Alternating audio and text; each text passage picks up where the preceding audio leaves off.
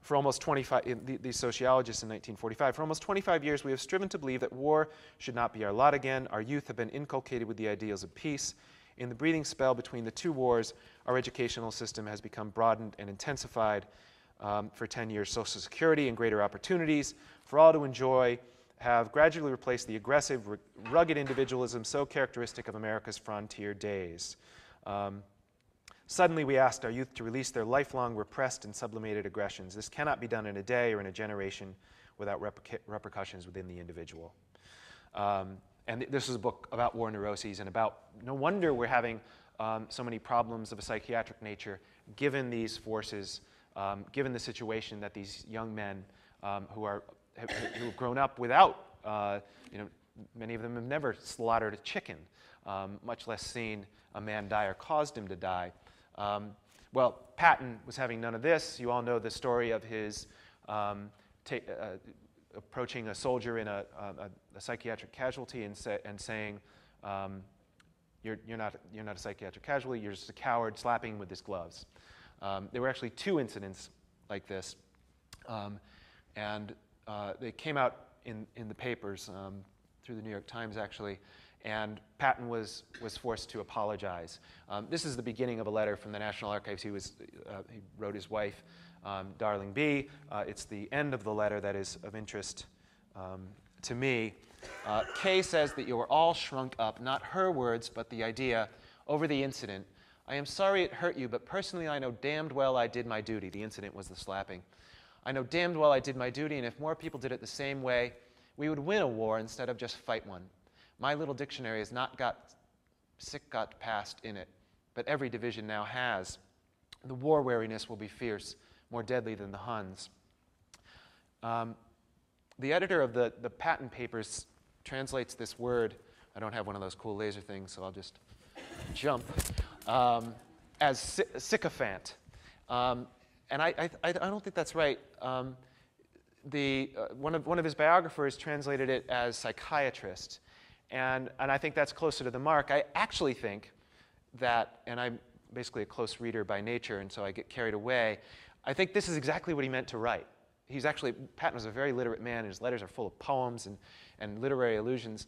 I think he wanted something like succotash in there. I think he wanted the reader to think psychiatrist, and that's what he was talking about. But succotash, sick it past, all that. So this was, although Patton apologized, he deep down didn't believe that he had anything to apologize for, and in fact, that if the war had gotten fought the way he wanted to fight it, it would be over by now. How am I doing for time? Let's measure not with the clock, but with your stomachs and your. I can wrap it up in 5 minutes. Watch this. Watch. Here's what Patton said. The greatest weapon against the so-called battle fatigue is ridicule. If soldiers would realize that a large proportion of men allegedly suffering from battle fatigue are really using an easy way out, sorry, typo, they would be less sympathetic. Any man who says he has battle fatigue is avoiding danger and forcing those who have more hardihood than himself the obligation of meeting it. If soldiers would make fun of those who begin to show battle fatigue, they would prevent its spread and also save the man who allows himself to malinger by this means from an afterlife of humiliation and regret. I don't think I need to say more. I'll just leave that for a second. One of the, we can't say that it was the conditions of modern war that caused military psychiatry to bloom, and it was inevitable that because we had these more powerful weapons and the soldiers were in a more kind of constrained situation, that they would develop these psychiatric problems. There's a German article about the problem of cowardice in the Nazi army, and it said it isn't a problem. We have abolished cowardice, and the Japanese had abolished it too. Soldiers in the ranks in Japan were not even told what a white flag meant, and and Guadalcanal proved a great testing ground for the, the fact that the Japanese were not going to do anything that could be construed as shameful. But in the U.S., there was and also the German psychiatrists had been in part blamed for the loss of World War I, and they were the German authorities and what was left of the German military psychiatric world were resolved that they would not be blamed for the loss of World War II. Meanwhile, in the States, we had World War II proved actually a great boon to American psychiatry.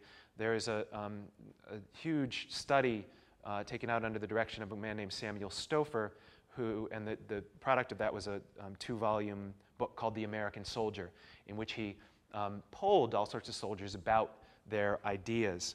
I've been carrying around these 3 things that I was going to refer to, but I'm not.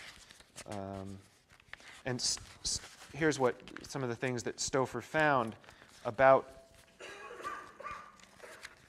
cowardice. He found that approximately 3/4 of enlisted men and officers surveyed by Stouffer agreed that, as the survey put it, men who crack up in action, get shell-shocked, blow their tops, go haywire, should be treated as sick men. Fewer than 10% said such men should be treated as cowards and punished. So there was among the ranks there was an understanding that that men had their limits, that there was such a thing as shell shock, although it went by different names in World War II.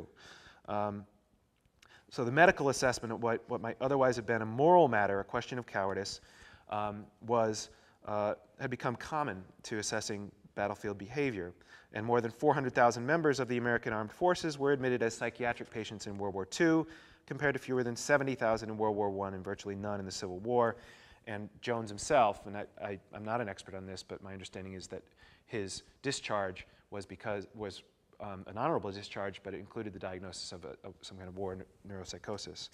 And yet tolerance of fearfulness and of medical explanations of it had definite limits, as we see in Patton, but also Stouffer's survey indicated that soldiers thought that men who did not at least try to overcome their expressed fear and do their duty were cowards. And that was not just Patton.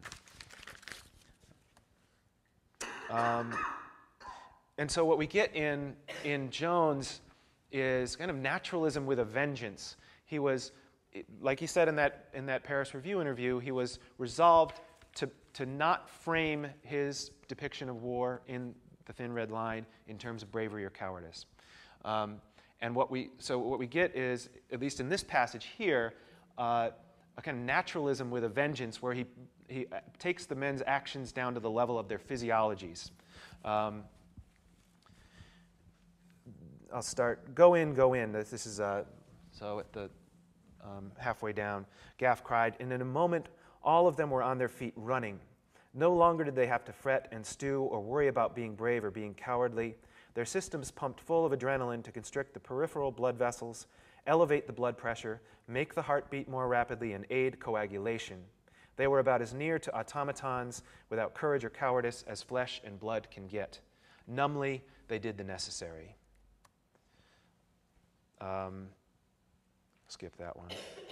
I think one of the things that William Ian Miller, the man who thankfully didn't write his book about cowardice, says is that the paradigmatic case for the manifestation of courage or cowardice is battle. Aristotle said the same thing. And Miller goes further and says, in fact, it's hand-to-hand, man-to-man combat. And what Jones gives us is a kind of grotesque inversion of that in the scene, based on his own experience apparently, in which Bede kills a man with his bare hands, kills a Japanese soldier.